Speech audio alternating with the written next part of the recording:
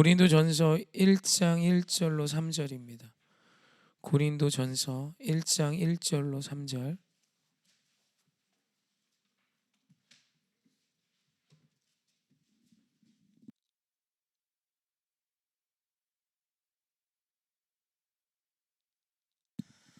우리 합독할까요? 우리 가정에서 예배하는 분들도 우리 함께 화면을 보시며 한 목소리로 합독합시다. 시작.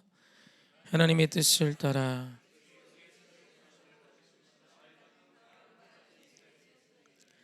고린도에 있는 하나님의 교회 곧 그리스도 예수 안에서 거룩하여지고 성도라 부르심을 받은 자들과 또 각처에서 우리 주 곧 그들과 우리 주 되신 예수 그리스도의 이름을 부르는 모든 자들에게 하나님 우리 아버지와 주 예수 그리스도로부터 은혜와 평강이 있기를 원하노라. 아멘. 아멘. 우리 인사합시다. 하나님 사랑합시다. 내 이웃 사랑합시다. 우리 선포합시다. 당신이 이 땅의 작은 예수입니다.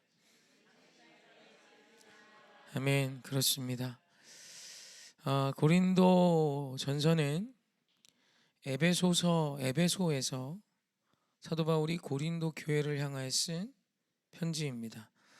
사도 바울은 2차 전도 여행 때 고린도에 가게 돼요.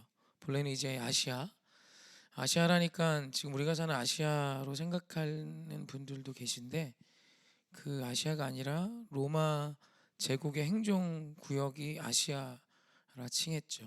즉 아시아로 복음을 전하러 가기로 원했던 바울의 계획과 달리 성령께서 막으셔서 배를 타고 상상도 해본 적 없는 유럽 빌립보로 가게 되죠. 그리고 이렇게 해서 아테네를 지나 이제 고린도에 도착하게 됩니다. 그래서 2차 전도 여행 때 고린도에 1년 6개월을 머물면서 우리가 잘 아는 브리스길라와 아굴라 부부를 이곳에서 만나서 이곳에서 이제 텐트를 치며 낮에는 텐트 메이커, 텐트의 장인으로 살고 저녁에는 주의 복음을 전하고 안식일은 유대교회 회당에 가서 복음을 전하는 일을 합니다. 그렇게 이제 복음을 전할 때 유대인들이 모였던 그 회당에서 그 복음을 듣고 비방함과 또 주님의 말씀을 거절하는 사건이 일어나요. 그래서 사도 바울이 이제 그 유대인을 향한 복음 전파를 거두고 이제 이방인을 향한 복음을 전하기 시작합니다.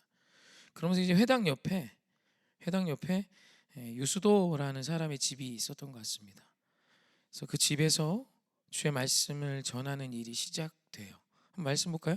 사도행전 18장 7절로 8절입니다. 사도 바울이 2차 전도 여행 때 고린도에서 있었던 사건입니다. 함께 합독해 봅시다. 시작. 거기서 옮겨 하나님을 경외하는 디도 유스도라는 사람의 집에 들어가니 그 집은 회당 옆이라.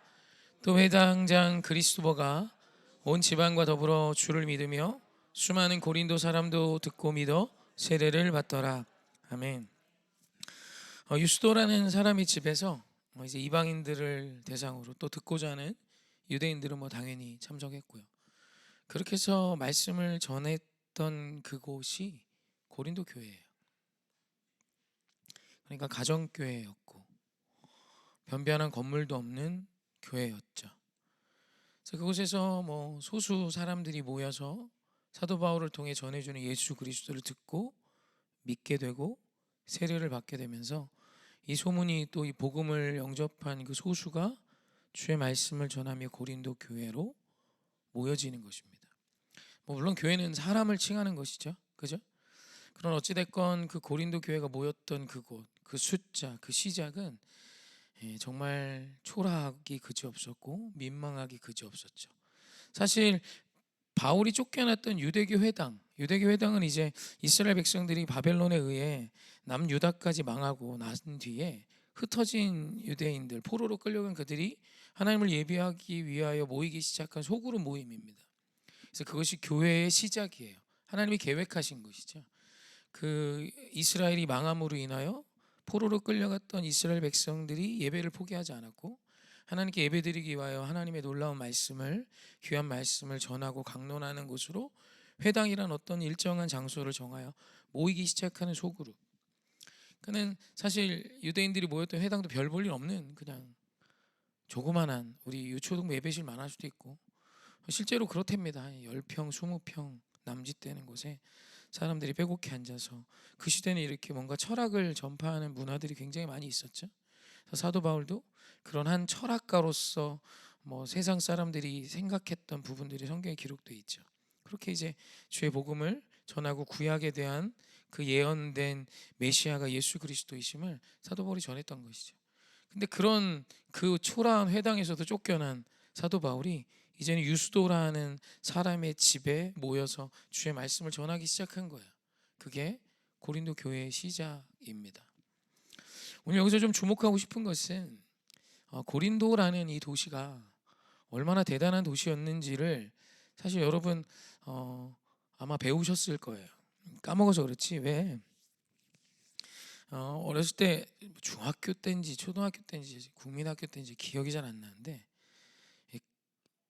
그 그리스 건축 양식에 대해서 우리 배웠을 거예요. 생각나세요? 왜 기둥 막 그려놓고 이 기둥은 무슨 양식, 이 기둥은 무슨 양식, 이 기둥은 무슨 양식, 뭐 그런 거 있잖아요. 기억나세요?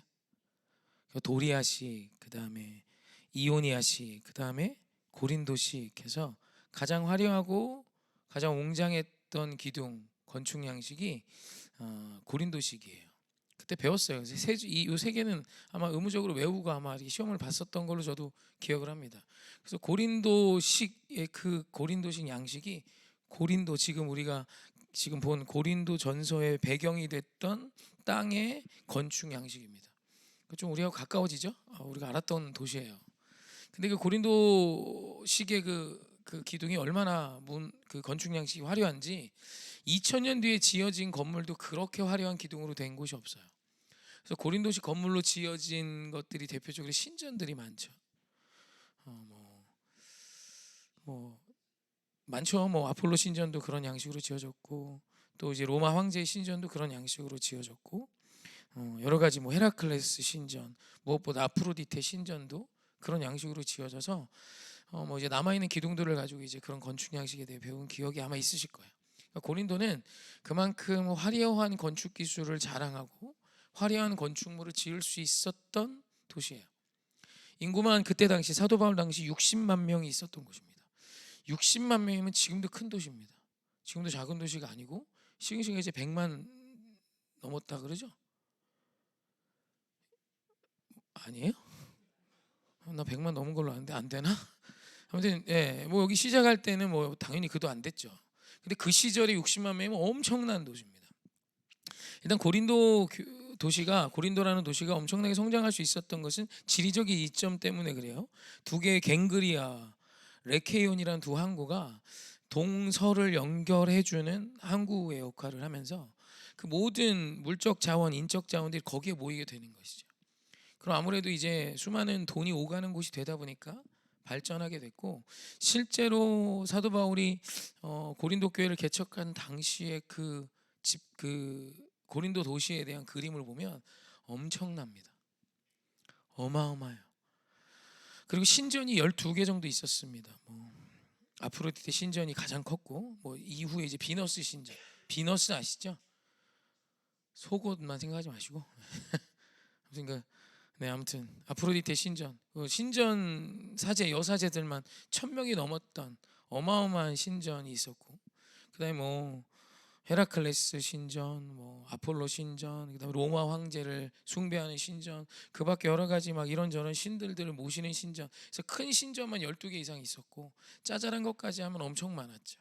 그리고 1000명의 여사제가 아프로디테 신전에서만 있었지, 그 다음 뭐 다른 신전에서도 계속해서 여사제들이 있고, 여사제들은 행음을 하고 또 몸을 파는 제의적 창녀였죠. 그때 당시에 예배는 어떤 신과의 어떤 교감을 성적으로 많이 주장했고, 그것이 예배라고 했기 때문에 지금으로 따지면 아이돌 문화와 같이 여사제들이 좀 야한 옷들을 입고 예쁘게 꾸민 뒤에 거기서 춤을 추고 막 예배인 거죠. 지금으로 치면 딱 나이트하고 똑같죠. 술, 음주, 가무가 있고 음란이 있던 곳이 고린도입니다. 그래서 고린도인 같다라는 이 표현이 성경에도 나오는데, 이 표현은 사실 성경에만 나오는 것이 아니라 역사에서도 나옵니다. 고린도인 같다라는 것은 음란한 자를 일컫는 말이에요. 그러니까 고린도의 어떤 이 음란함은 정점을 찍고 있었던, 화려하죠, 웅장하죠, 돈이 많죠, 방탕하죠, 더럽고 추함이 가득하지만 너무 화려한, 밤에도 막 반짝반짝이는, 지금으로 치면 압구정, 우리나라의 최고의 도시와 같은 화려한 그곳이 고린도였어요. 그리고 많은 사람들이 이 수많은 물질로 인해서 화려한 건축물 아래 자기들 어떤 폼, 지금으로 치면 이제 명품으로 치장한 삶인 거죠. 그래서 그때 당시에 어떤 문헌을 보면, 또 역사적인 어떤 발견된 것들을 보면, 거기 그려 있는 벽화들이 가정집에 있었는데 바닥이며 벽화며 이 벽화가 새겨져 있었어요. 조각들이 이렇게 많고, 개인 집에 어디 조각품들 막 놓으세요?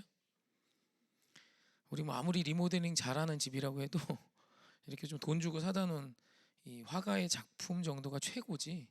저도 이렇게 신방 다니면서 집에 이렇게 막 동상 깎아놓고 바닥에 막 새겨놓고 이런 집은 본 적이 없는 것 같아요. 그런 도시였어요.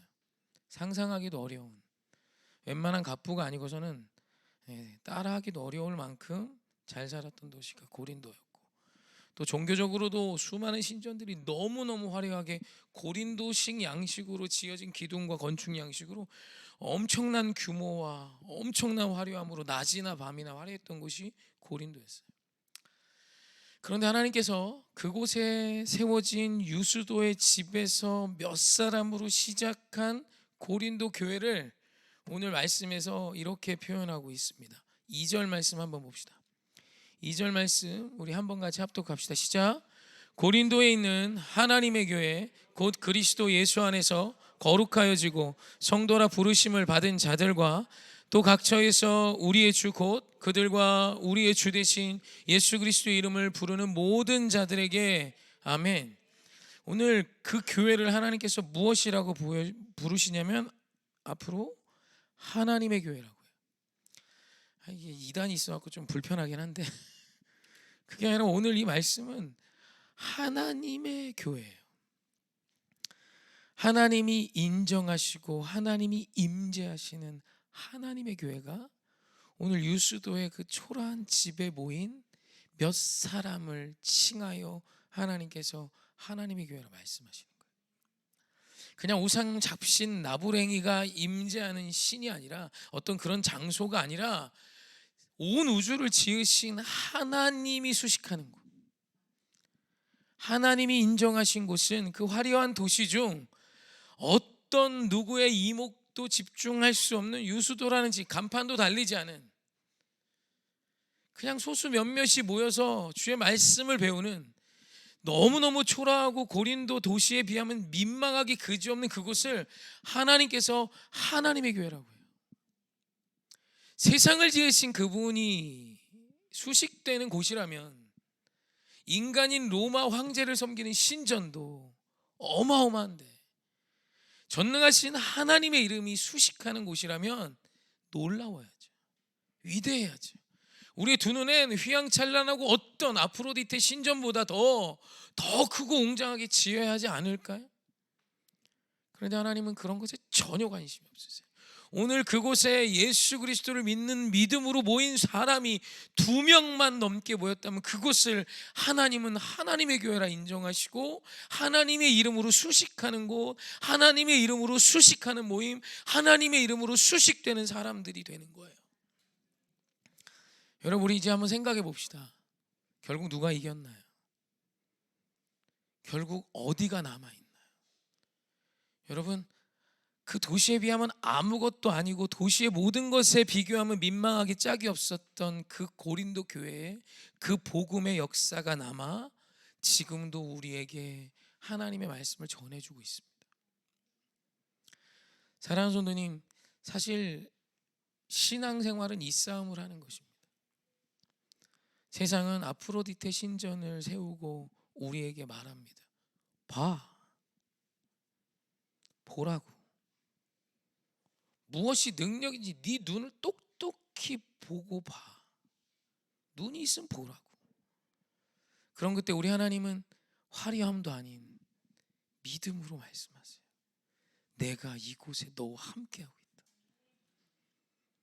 내가 이곳에 너와 함께하고 있고 나와 함께하는 네가 승리자야. 나와 함께하는 너에게 생명이 있고 내가 있는 그곳이 거룩한 땅이며 내가 있는 그곳이 세상 어떤 휘황찬란하고 세상이 자랑하는 그 무엇도 비견할 수도 비교할 수도 없는 생명과 능력의 땅이지. 여러분, 이것이 성경 도처에 나오는 이야기예요. 사실 하나님의 교회라고 고백되는 수많은 교회 시작이 다 이 모양이었습니다. 예루살렘 모교회가 어디서 시작했습니까? 공교롭게도 유스도의 집처럼 마가의 다락방에서 시작해요. 건물 하나 없었어요. 땅 한 평 없었어요. 교회라고 성전이라고 땅 한 평 어디 얻어갖고 예배당 짓지 않았어요. 그냥 마가의 다락방에 모여서 이들이 예수님의 말씀 의지하여 그곳에서 매일매일 모이게 힘쓰며 기도하였더니 초대교회가 세상을 바꾸기 시작합니다. 최근에 우리가 보았던 안디옥 교회도 마찬가지였죠. 자신의 한계를 뛰어넘은 어제의 나로서는 도저히 닿지 않았던 그것을 오늘 믿음으로 이방인에게 복음을 전하기로 실천했던 몇 사람이 목사도 없이 시작한 교회 안디옥 교회. 어느 집에서 시작했는지도 기록이 안 돼 있어요.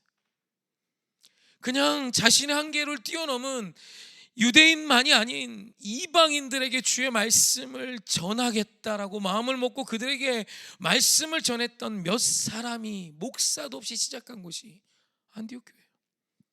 평신도로 시작하여 부흥하니 예루살렘 모교회로부터 바나바라는 목회자를 파송받아 교회가 된 곳이 안디옥 교회예요.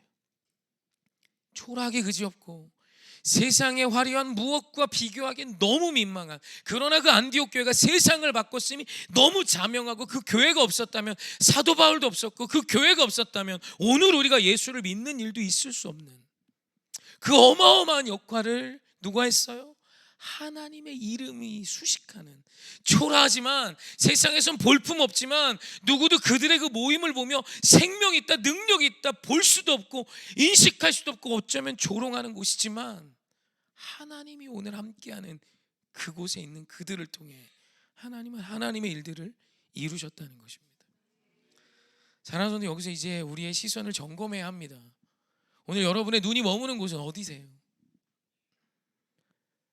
오늘 여러분의 이목이 집중되어 여러분의 시선을 사로잡고 여러분의 마음을 빼앗는 곳이 어디입니까? 사랑하는 성도님, 전능하신 하나님을 향하길 원해요. 그분이 보이지 않지만 그분은 우리의 두 눈에 보이는 것으로 살라지 않으십니다.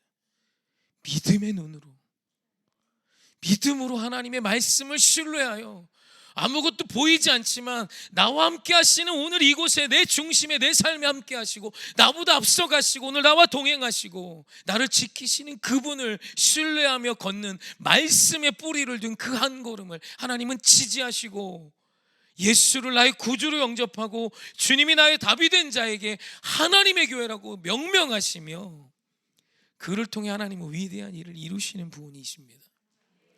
여러분, 우리 이곳이 더 사모함이 되는 저와 여러분에게 주님의 이름으로 축원합니다. 여러분, 이 이야기를 너무 잘 보여주는 두 사람이 있는데 이게 누구냐면 아브라함과 롯입니다. 수예배 때마다 계속 창세기를 봤는데 오늘도 창세기를 볼까 하다가 그냥 고린도전서 이 말씀을 본문으로 하고 오늘 아브라함과 롯 이야기를 하고 싶어요. 사랑하는 아브라함과 롯이 이제 주님의 말씀을 의지하여 가나안 땅에 와서 부자가 됩니다. 이게 너무 많으니까 돈이 많고 일꾼도 많고 양떼도 많고 소떼도 많아지니까 아브라함의 목자들과 롯의 목자들이 싸워요. 자꾸 싸우자 아브라함이 대안을 냅니다. 우리 이제 헤어지자. 그리고 아브라함이 큰아버지죠. 큰아버지인데 조카 롯에게 네가 먼저 선택해라 땅을. 네가 좋아하면 내가 우하고 네가 우하면 내가 좋아할게. 그래도 롯이 신이 나가지고 소돔과 고모라 땅을 봅니다. 에덴 동산 같았어요. 누가 봐도 그 땅이 좋은 땅이에요. 누가 봐도 그 땅이 좋은 땅이에요. 롯이 먼저 그 땅을 선택합니다. 그러자 아브라함 알았다 가라 그러고 롯은 그 땅을 향해 아내와 함께 얼마나 신나게 내려갔을까요? 그 도시에 들어가서 얼마나 좋아했을까요? 이제 돈도 좀 있겠다, 좋은 집 얻지 않았을까요? 꽤 괜찮은 집에서 내노라는 어떤 저기 저 동네 부자가 왔대. 예쁜 딸들도 있고 소떼도 양떼도 많아. 그러면 소돔과 고모라의 도시인으로 삽니다. 그런데 아브라함은 소돔과 고모라와 반대인 헤브론을 향해 올라가요. 초라하죠. 아무것도 없는 곳입니다. 여러분, 헤브론이라는 그 단어의 뜻이 뭔지 아면 참 기가 막혀요.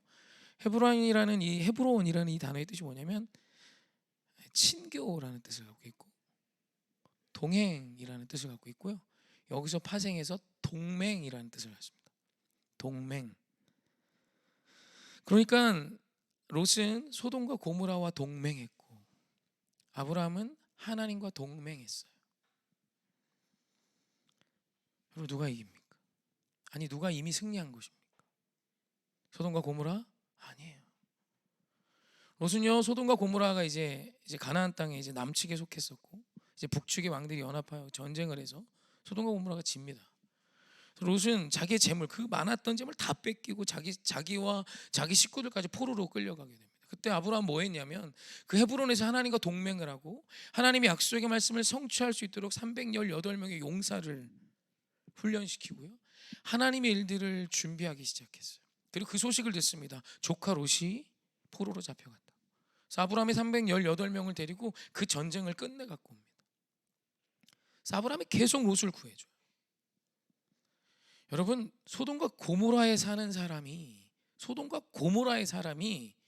세상의 생명을 말하는 것이 아니라 하나님의 사람이 소돔과 고모라의 사람을 살리는 것이에요. 여러분, 이게 성경의 명확한 선언입니다.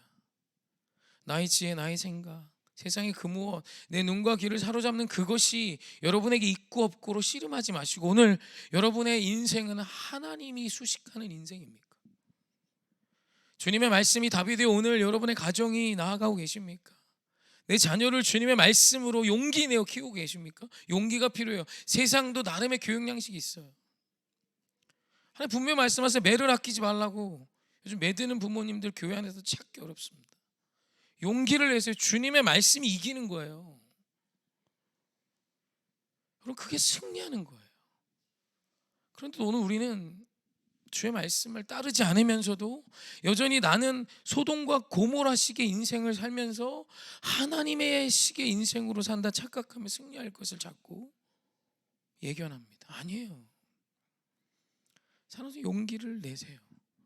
여러분, 세상의 어떤 가치와 세상의 어떤 것들 앞에 오늘 여러분이 좀 소외되는 것 같습니까? 괜찮아요. 그건 여러분 인생의 능력이 되지도 될 것도 아니에요. 유혹일 뿐입니다. 롯이 보면 이제 천사가 와서 롯의 집에 방문하죠. 그때 동성애자들이 찾아와서 그 사람들 내놓으라고 막 합니다. 그랬더니 롯이 자기 두 딸을 내줘요. 남자를 알지 못하는 두 딸을 내줄 테니까 너네 마음대로 해, 이럽니다. 여러분, 그게요 왜 그렇게 된 거냐면 롯이 천사들을 아끼고 지켜주려고 그런 게 아니라 그때 그 소돔과 고모라의 문화가 그랬어요. 결혼하기 전에 처녀가 어떤 남자와 어떤 잠자리를 했던지 상관이 없던 곳이에요. 그러니까 지금 롯은 소돔과 고모라식의 인간이 돼서 소돔과 고모라의 문화에 기인한 판단을 하고 있는 거예요. 여러분, 이것이 얼마나 무서운 건지 압니까? 예수 그리스도를 믿고 하나님의 말씀을 안다고 하지만 오늘 내가 살고 있는 이 시흥시, 이 한국, 대한민국, 강남, 압구정 여러 가지 세상의 문화들 앞에 젊은 세대가 너무 민감해요. 그리고 교회에 몸은 와 있으니까 내가 하나님의 식으로 산다 착각은 하지만 결국 그 아이의 선택을 보면 모두 강남 스타일이야. 하나님과 상관없는 거예요. 결국 따져보면 압구정식이야. 결국 따지고 보면 세상의 문화가 나의 답이 되어 있고 세상의 가치가 있냐 없냐로 오늘 울고 웃는 딱 롯과 같은 인생을 살고 있어요. 아니요, 사랑하는 손님, 용기를 내셔야 돼요. 여러분, 이 싸움 해야 합니다. 여러분, 우리 마음이요 상황이 어려워지고 뭔가 좀 세상적인 답들이 더 그럴싸해 보일 때 요동하기 시작합니다. 그때가 승부처인 거예요. 주의 말씀으로 단단히 서세요. 굳건한 마음으로 예수님 곁에 머물러 있는 자들이 있었기에 안디옥 교회가 부흥하듯 오늘 굳건한 마음으로 하나님의 말씀 곁에 붙어있는 젊은 세대로부터 일어나야 하는 거예요. 다들 보면 주일을 하다가 세상의 어떤 가치와 하나님의 말씀 사이에서 고민하다가 주님의 일을 포기하는 이유가 무엇이냐면 세상의 것이 답이 됐기 때문에. 미사역은 온갖 미사역은 다 갖다 붙입니다. 근데 결국은 하나님을 버리는 거예요. 사랑하는 성도님, 오늘 네, 괜찮아요. 안녕. 쉿. 웃음소리가 너무 명랑하네. 아무튼 저와 여러분이 끝낼게. 까먹은 것 같아 다. 네 웃음소리 다 날라갔어. 그래요. 뭐 다 한 것 같습니다. 사랑하는 성도님, 정리합시다. 오늘 저와 여러분의 삶이 하나님의 교회였으면 합니다. 할렐루야. 그러세요. 결국 그게 이깁니다. 이거 검증 다 끝난 얘기예요. 더 해볼 것도 없어. 끝났다니까. 다 죽었지만 주님의 교회는 살았어요. 하나님의 사람들이 이겼어요. 하나님의 말씀은 지금도 남아 우리의 삶에 답이 되고 있어요. 여러분, 고린도인의 삶은 여러분의 삶에 답이 되고 있습니까? 모르잖아요. 뭔데? 거기가 어딘데? 소돔과 고모라가 어딘데? 그깟 건 그냥 잠깐의 유행으로 지나가는 아무것도 아닌 것입니다. 그러나 장구한 세월 1.1억도 변하지 않는 하나님의 말씀으로 여러분의 삶을 채워가십시오. 용기 내세요. 이 싸움에서 승리하는 저와 여러분 하십시다.